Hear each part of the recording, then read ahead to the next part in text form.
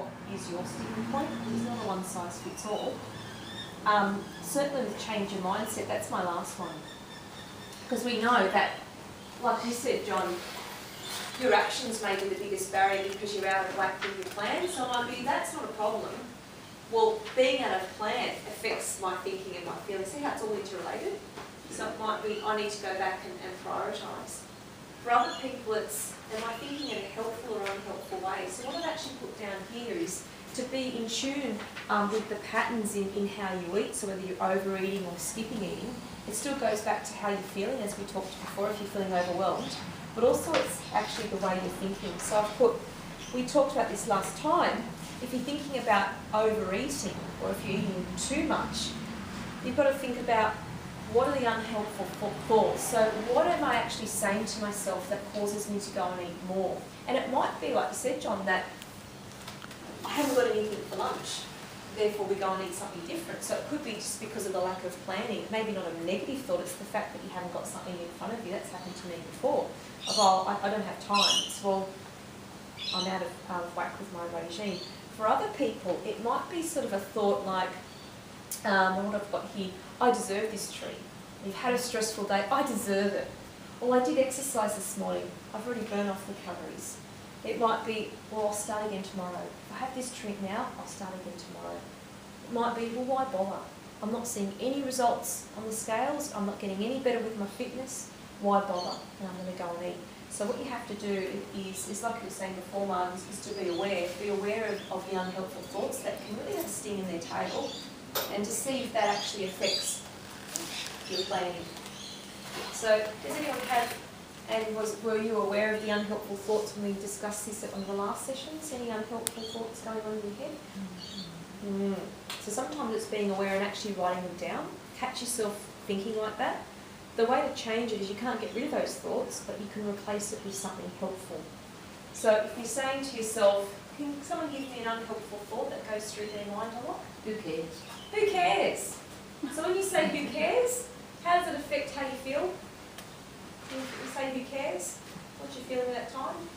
Okay. Yeah, complacent or whatever. How does it affect your decision making? What do you do then when you go who cares? What happens? Don't follow through. Don't follow through. Then if there's no plan, then it affects how you think. Oh well, I haven't got my lunch today, I'll go and eat whatever, and then you start to feel guilty. See how it's just like this negative downward spiral. So what you have to think about is it my reaction of how I'm feeling? Is it my plan that's out of whack? Or is it talking myself in or out of eating or working out, exercising? So certainly with the helpful thoughts, I've put here, what helpful thoughts could I say to myself? So for example, and I mentioned this before, it's asking yourself a question, do I need this? So you might have actually calmed yourself down, done that mindfulness exercise where you're feeling a bit more calm, and you might sort of still think, oh, no one's home, I think I might go for that chocolate. Rather than saying don't have it, what happens when you say don't have it? You do. The 3-year-old comes out and goes, for some people it might work. Now if you say to yourself, I deserve it, that gives you the green light to go and eat it. So you can see the two extremes. So the happy medium, which is more shades of grey rather than black or white, is something like, do I need this? Because when you ask yourself a question, what's going to go on in your mind? Do I need this? You justify it. You don't have it. You could justify it and go, yeah, I do need it. But then it's like angel and devil, but then you go, but I've worked so hard this week. So you're actually going to be doing a weighing up, because you're doing the pros and cons, you're kind of doing a decisional balance in your head.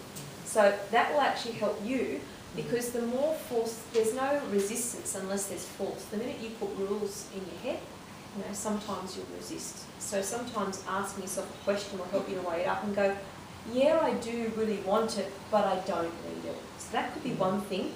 It could also remind yourself of the benefits. I want to be healthy, I want to feel good. Or it's reminding yourself of the consequences.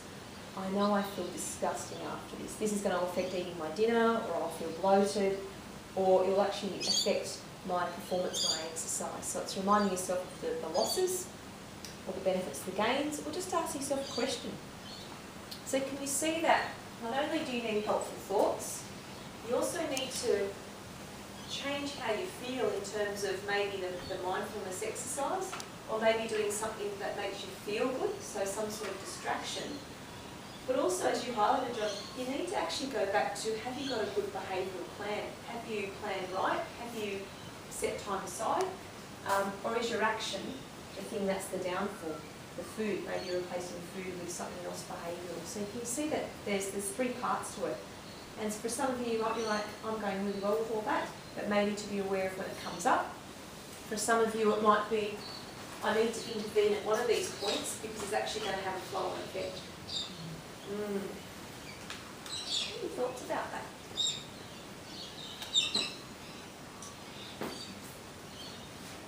food for thought, excuse the pun.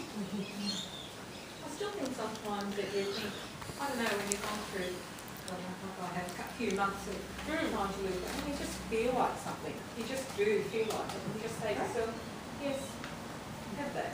Yeah. And get your mind off it, and it takes your mind off. You know, you have less, you know, instead of a big slice of cake, just a half a slice, you know. Like I had to go out for coffee with your girlfriend, and now we share it. We Right. always, you know, whereas before we used to have one. No, I think, oh, that's my Thursday treat. So it goes back to that old saying about moderation. So what you've learned is the art of moderation.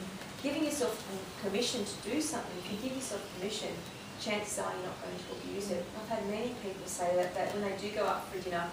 I had one lady that, her experiment was to find out why, when she got to dinner, she'd order entree, main, and then a big fat chocolate sort of dessert. And her intention was, I'm just going to do salad for entree and maybe fish and salad for dinner. So she was trying to work out what was going on. In her mind, as soon as she got there, it was like, I shouldn't do this, I need to lose weight, I need to keep the carbs down.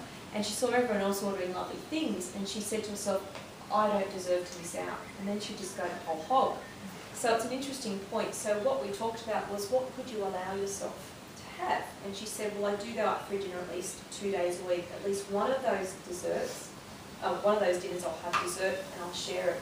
So even that change of, I'll allow myself something sweet. She said it's interesting, even though she shared that dessert, she couldn't even get all the way through it because she actually allowed herself. She wasn't fighting it. So yeah, it's a good point that, you know, when you are going through this challenge, to make sure you're scheduling things like treats, things to make yourself feel good, because you're supposed to be in it for life. So some people go, oh, this is for life. If you go, oh, chances are you're being too strict. This should be a lifelong plan, which involves, you know, lapses, but also moderation. It's not just 8 weeks and then, you know, loosen up the belt. it's for life. That's why the tortoise route, that's why 1 kilo a month makes sense. Yeah. Easter's coming up. I'm not saying yet, but I'm kicking. Yeah. I mean, start to think I'm of a trying to plan. think of one. Think of a plan. Anticipate what happened last year. You know yourselves more than anyone else. What do I do? And it's just like you say. Is it I don't allow myself things, or is it I just go, I'm just going to go nuts for a whole week? So that black and white thinking, just be aware of it and catch yourself out in different circumstances and have a bit of a plan. I think as much as you plan, I planned last year, you know, got the kids certain things, and then I only got, you know, from the kids, like husband a big thing, and then I got the little thing.